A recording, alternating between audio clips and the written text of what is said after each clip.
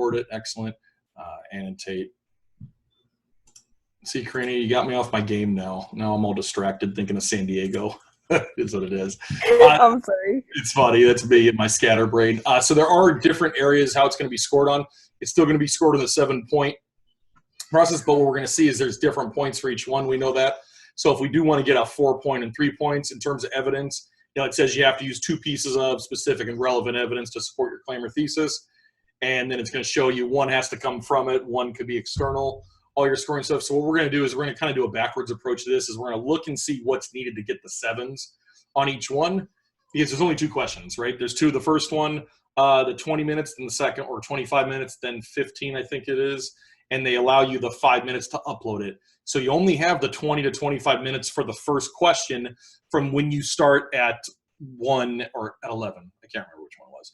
Right then, the time clock starts then. So if it's at 1, by 1:25, that's the only time you have to work on that question. Then for the next 5 minutes or something like that, I think it is, that's your upload time where they give you that time to upload it. That's it. So then at 1:26 or 1:31, that opens up the last question for 15 minutes. So once you're done with question 1, you can't go back and redo it. So the whole point is what we're really looking at here is that how are we going to score a 7 in that quick amount of time? Reality is you just knowing a bunch of information is not going to do you any good. It's not, because you're going to have to show an argument. You're going to have to show a thesis and a claim, and you're going to have to support it. So basically what I'm trying to say is if you had to BS your way to longer stuff, this formula that they made is easier if you know how to write argumentatively. If you're just doing multiple choice questions, stuff like that, this is not going to be a test for you. So I think more of us are going to do better on it this way. So what I'm going to do is when we go through the actual trainings of it each day in the video that I put on, I'm going to really gear it towards that in terms of knowing kind of an overall picture of it, and then maybe how you can take attributes of that and put it forward. Does that make sense a little bit in that one? Cool. You're all going Yes, it does. Awesome. Good. You're all going to college. So this is the way you're going to have to do it in college anyways. The multiple choice stuff is not there. It's more, can you develop logic thought, pair it with some evidence, and then make a claim. And if you know that strategy, you'll knock it out of the park every time. So what I'm going to do is each of these 3 weeks, it actually kind of worked out perfect in terms of the topics we're going to look at. We do have a YouTube review. So I did reach out to this individual, Lamoney, met him at a summer conference. Really, really smart. He's done this for years. He already has everything broken down. So when I looked at it, I'm like, oh my God, am I going to make this? You know what? No, I'm just going to use them. And I told him, and he said, yeah, man, you can use whatever you want. They're here for us, so we will watch them each day. They're only 5 minutes just to give us a quick, in-depth coverage of it. And these are available for you here. If you ever want it on your own, just click the YouTube review, and it tells you by topic. I kind of put that in there for us. If you can click on the Foundations of American Democracy, though, this is from AP College Board, and this kind of gets us going or what the focus is, so that way you can pair it together. What it says right now is it's going to start on page 45 of it. So if I were to go, and let me move out, annotate. Again, if I go to 45 here, this is Unit 1 at a glance.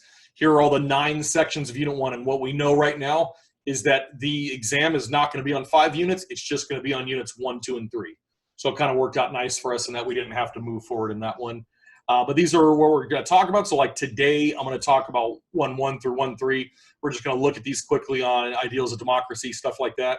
If you scroll down to the actual day, you kind of see what it's talking about. So what I might do is, I think I'll do the recording. We'll watch it. You can check out if you want to watch it later. But my whole point is for us every day to be done by 2:15 or probably 2. I just want you to get what you need in that one. But for like topic 1.1, they're really asking us here that there's a balance between government power and individual rights, blah, blah, hallmark of American political development. So here's a lot of the documents and a lot of the illustrative examples they want us to maybe use. So for example, the Mayflower Compact, no one likes it. They hate it. It's stupid and dumb. All we care about is the Constitution, right? But if they were to ask a question around government in terms of starting or how did government power individual rights come about, you could cite as evidence something as, as early as the early 1600s and the Mayflowers came, they actually developed their own constitution called the Mayflower Compact, and it was a way to prioritize their rights but also work together, something like that. So what they're really showing you when you read this stuff is this is kind of the examples they suggest you might want to use by no means do you have to use that, because you could use the Mayflower Compact back then, and you could use the CARES Act from today in terms of the COVID-19. Those are still two pieces of legislation or examples that you could incorporate into your answer, and that's what would give you that 7-step over here, that high score in that one. So we're going to do that every day, so that's kind of the flow of it. I'm going to go through, give you the College Board rundown, kind of look at some things that maybe aren't thought about. We will watch all 3 short videos very quick, and then we'll come back at it. Sound good? Of course, you're not going to say anything. I love it. Good. It sounds great. I don't know what I expect you to say. I don't know. It's like I'm just used to talking to teachers, and I'll pause, and then they'll have a bunch of answers, questions like, "How did you get to that screen?" I'm like, "Oh my God, let's start over again." Okay, so we'll watch quickly. We'll watch the. What you do in this class is use the lessons of history. Hate adverts, and we skip you. Okay, so cool. So we're gonna watch the 15 minutes tops, and then I'll just re-go over the stuff. But we do want, as we're doing this, if you want to take a note for yourself, you just want to know just the face value, and I'll pause it if we need to and do it. But I'll watch it with you. That way we kind of have it done. All right, hey everybody, welcome to AP Gov for Money. He's really cool, by the way, in person. Me. In these videos, I'm going to walk you through everything you need to know for the AP Gov course. So let's get started.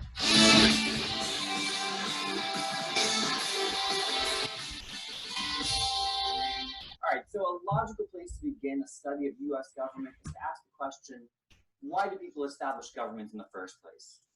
What is the purpose of government once they've established that government? Well, to help us, we have 2 founding documents. We have the Declaration of Independence and we have the U.S. Constitution. And each of those sheds some light on those 2 questions. So many of you might be familiar with the words of the preamble, at least the first 3 words, we the people. And what this preamble really did is it sets out what the framers viewed as the purpose of U.S. government. The preamble essentially lists 5 main goals. Number 1, to establish justice. Number 2, to ensure domestic tranquility. Number 3, to provide for the common defense. Number 4, to promote the general welfare.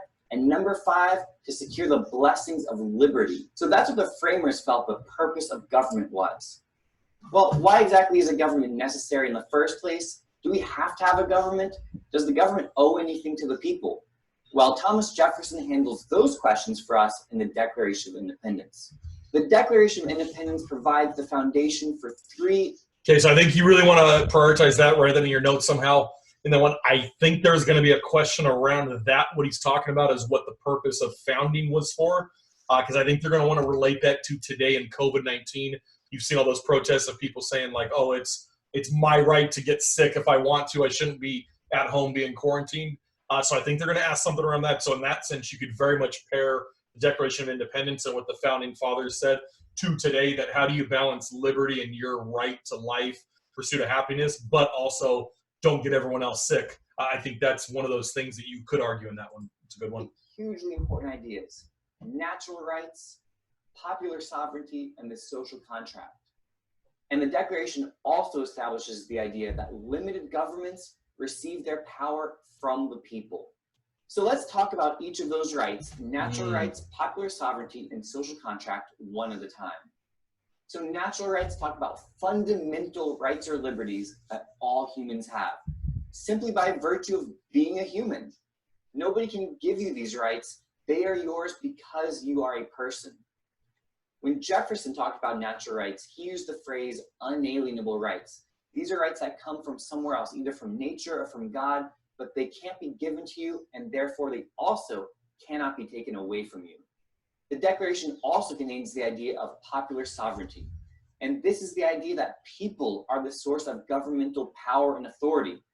Now, that may not sound that significant today, but in the past, when monarchs would claim that they had a divine right to rule, or that God was the source of their power, that means that they didn't owe anything to the people. In fact, the people owed whatever power they had to the government. Today, that relationship is very different. If we think about why is a certain person a president or a congressman, well, it's because people voted for them. They won an election. They got their power because the people gave it to them. The idea of the social contract goes nicely along with that idea of popular sovereignty. Social contract means that people establish governments to protect the rights of the people. So there is a specific answer to that question. Why do people establish governments?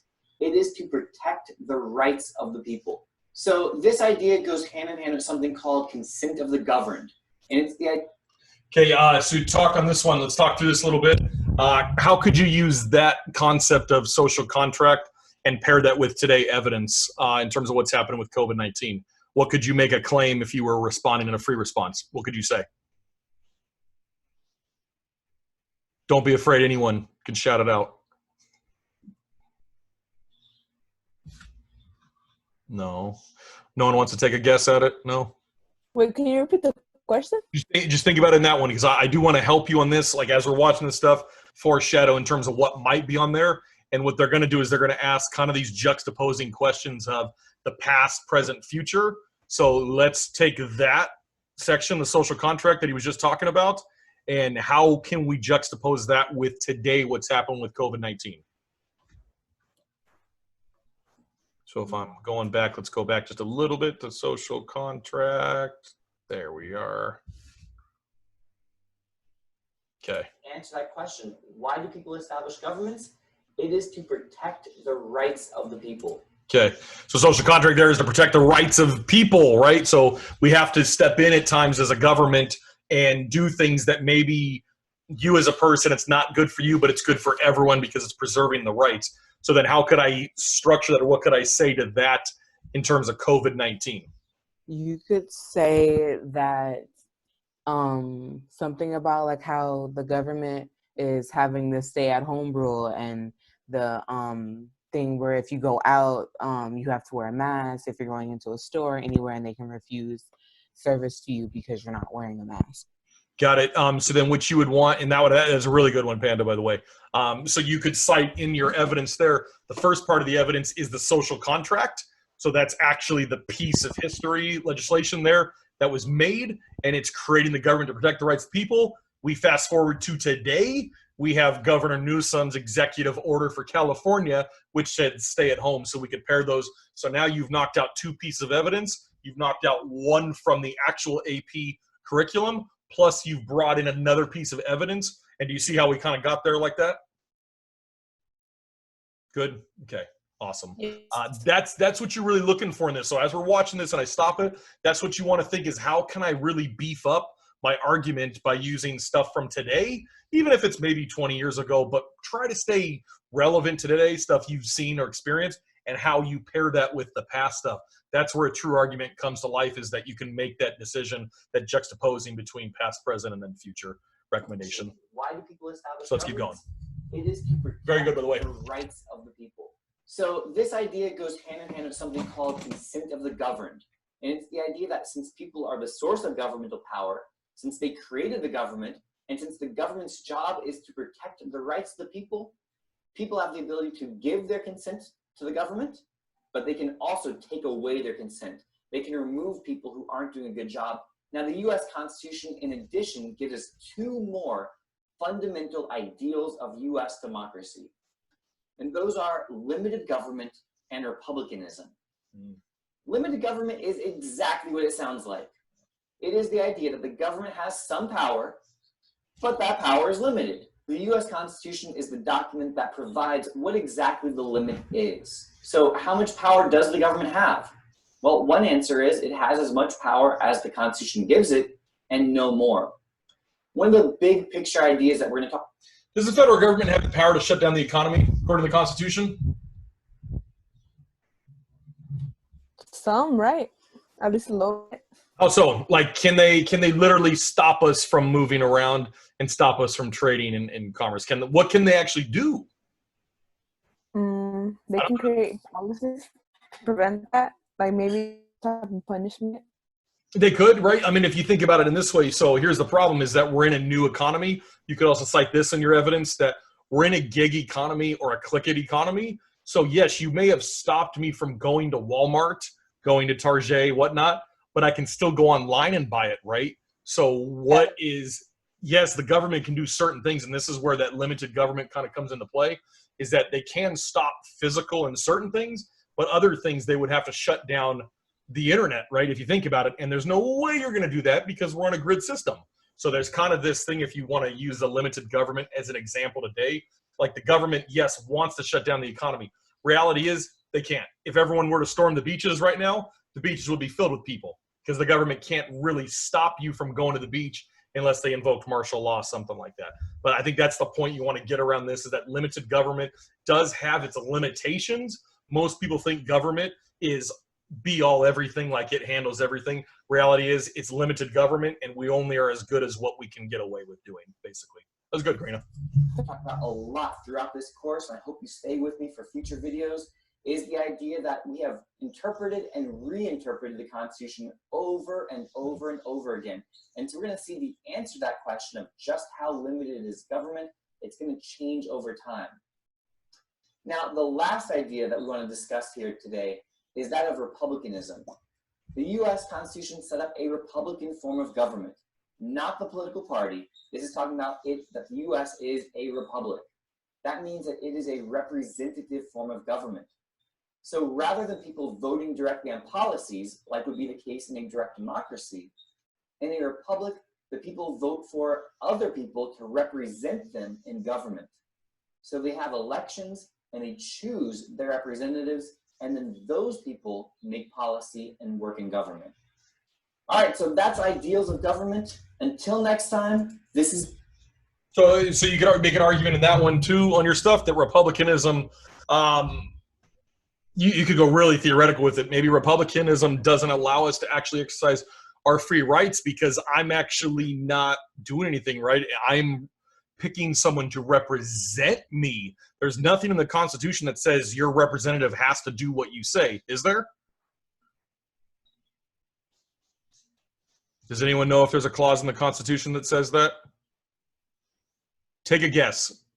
Wait, that says what? Is there anything in the Constitution that says your representative has to do what you tell them to do? Is there anything that says that or that you know of?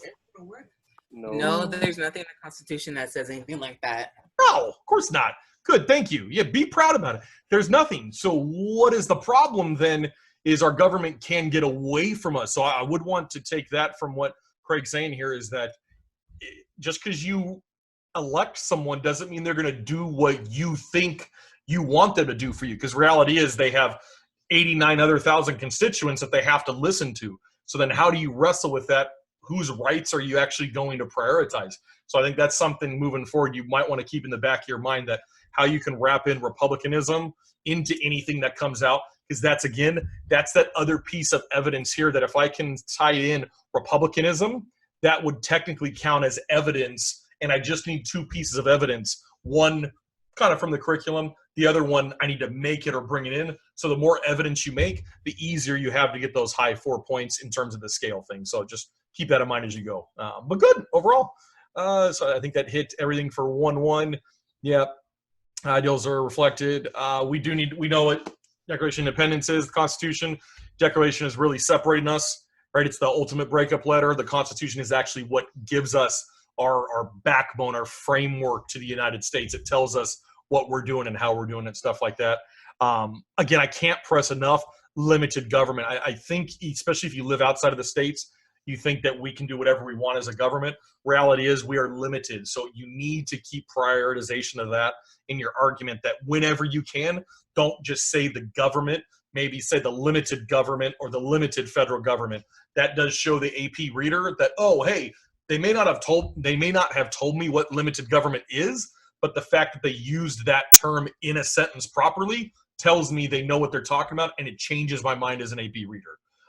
So I would, yeah, in that one, that's my advice. Let's just watch the second one. I'll curtail the other ones to tomorrow, so I'll start right on time. The way you guys are good, because I don't want to overload you. I just want this each day. We do this, and by the end, you guys are all going to get 5s and be amazing, and you won't have to take this in college. Yes, I suppose, but you should want to take it in college. It's awesome. A lot of salespeople Holy don't trust moly! themselves because they feel like when they're selling, they're being sleazy, slimy, and salesy. Ooh, let's watch this.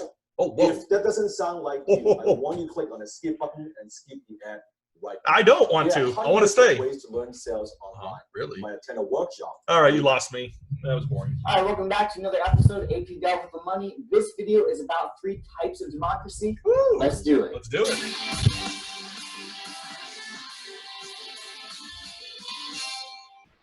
All right, so there are 3 types of democracy that we are going to discuss in this video. Participatory democracy, pluralist democracy, and elite democracy. A participatory democracy emphasizes a broad participation by citizens. So this is the idea that people should be directly involved in their government in making policies, that their voice should be heard. So we think about things like protests and demonstrations and marches.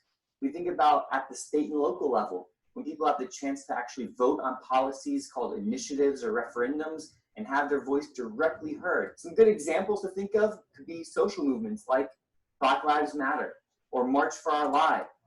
Did anyone pay attention to the news that happened the last couple of days in terms of protests? Yeah. Yeah, what? Give me an example. Come on, it's AP. Give an example. COVID. Some supporters were protesting to stop the quarantine. But where? In Michigan. Michigan, Huntington Beach had a massive one. We know that. So what you would want is you wouldn't just want to say the COVID march. You would want to say a bit more in depth, right? Kind of elaborate on that, because that's what gets you that argumentative, that extra point in that one. But that'd be a perfect one to say how you could pair knowing what it is and giving a prime example. That counts as two there. Boom, bang for your buck. Very good. Or the Tea Party or Occupy Wall Street. These are all examples that got a large number of citizens involved and participating in politics. One of your required documents, Brutus #1, gives a good argument in defense of participatory democracy, but more on that later. The second type of democracy that we're going to discuss is pluralist democracy. And this emphasizes the role of groups in making policy. The two best examples of groups in policymaking in the U.S. government are political parties and interest groups. We have a whole unit on them later on, so don't worry, you'll learn everything you need to know about parties and interest groups then. Why do we need interest groups? I know Craig wants to talk about it later. I want to talk about it now to knock it out. Why do we need interest groups? What do we just talk about? What's the problem with government and people getting heard?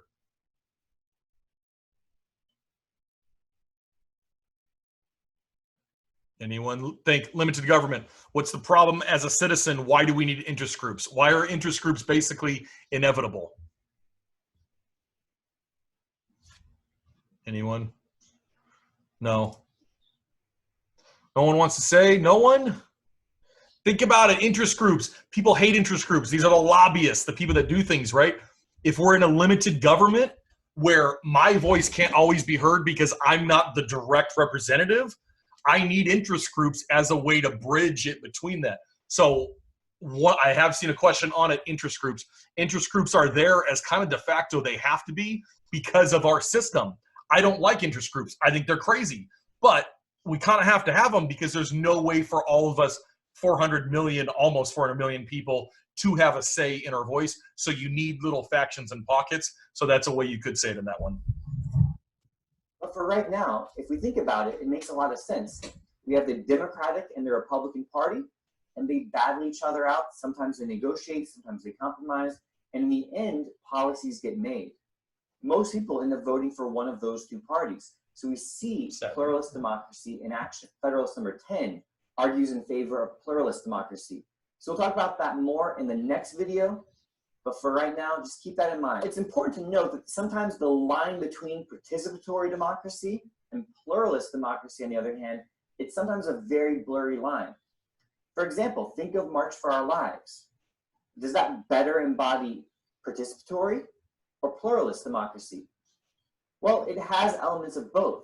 You think about people being actively involved in demonstrating and marches and having their voice heard, that's definitely participatory. When you think about the tens of thousands of people who sprang up in... Oh, come on, internet. Oh, my God. Can you guys still hear me okay? At least yeah, one. we can still hear you. Oh, thank God, one person. Jeez, I was getting worried for a second. Okay, then fast forward because you can help yourself with this one. We said the Michigan march and or protest and the Huntington Beach one. If you're writing in your essay or your argumentative essay response, which one would it be? Is it participatory or pluralist? Anyone want to take a stab? Well, not literally. Wait, what'd you say? Which one would it be? We talked about, Kara and Jonathan said there were protests for COVID-19 in Michigan and Huntington Beach this last weekend about people saying, no, they want to come out, stop wearing masks. They can do what they want. It's their right. what form of government does that fall under? Is that participatory or pluralist? Yeah. Yeah, I know exactly. You're telling me. Craig is very smart. So Participatory? yes, on the tipping. Now, could it go either way? Of course it could. Yeah, I think it could. But if you just add that in to your sentence that you talked about the COVID-19 march as an example of participatory government, there's your third evidence. Now you're already past it on that one. So the whole point is I'm trying to get us to structure answers around max points, not so much do I know every exact thing that's there.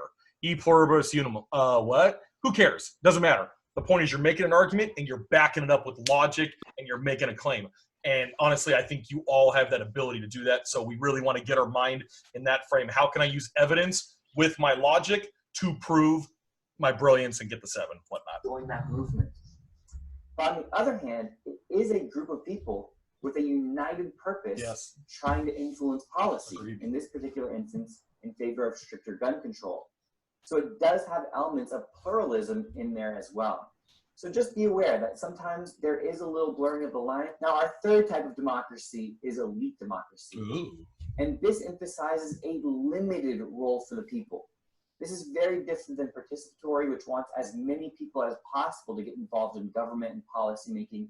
With elite democracy, there is a distrust of the people. There's this idea that there needs to be a filter between the people and policies being made. Now, the US Constitution in many ways embodies this idea of elite democracy. It sets up a representative form of government where people don't vote directly on policies, but rather vote for people to represent them. Keep talking, Craig. Oh my God, come on. Oh. First world problems, slow internet, COVID. Pause it. Let's hope Craig comes back to us.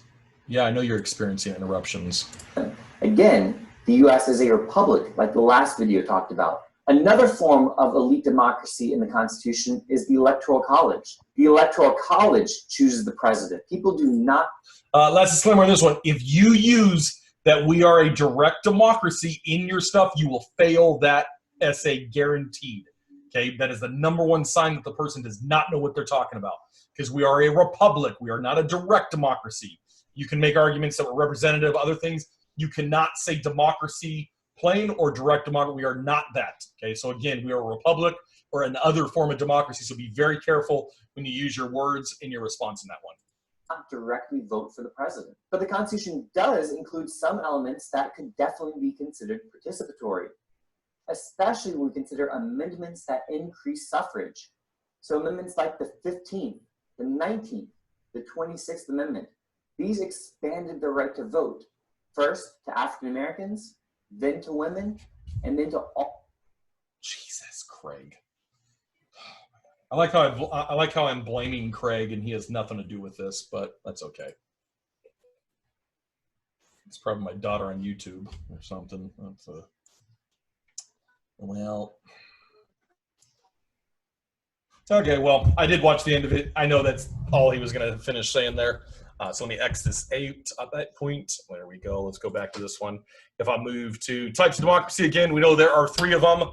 So you do need to know the difference. And I would think you might want to be able to make a distinction between it. So for example, if one of the questions was, and I've seen this a lot on the Electoral College, can someone refresh us on what the Electoral College is quickly in 10 seconds?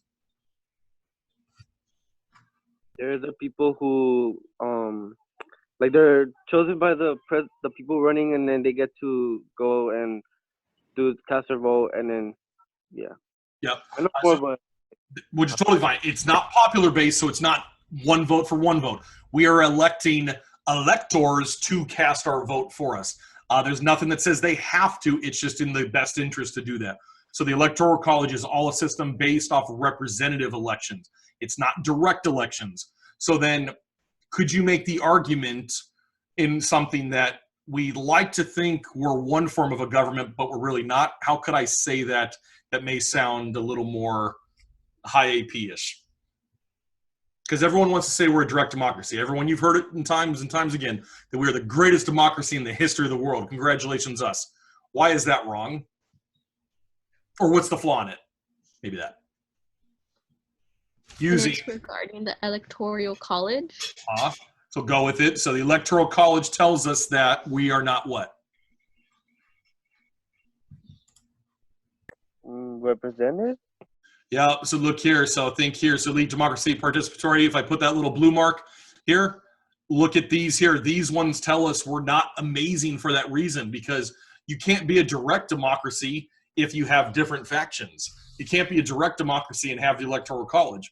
So the fact that we even have the electoral college today tells us where our limits are on government, that we can only do so much.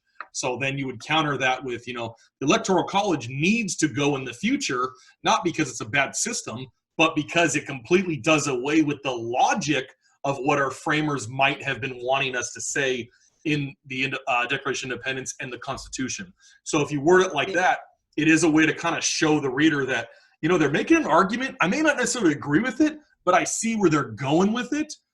Awesome. Give them the points. So I really want you to look at it in that sense and kind of get down to it at that point.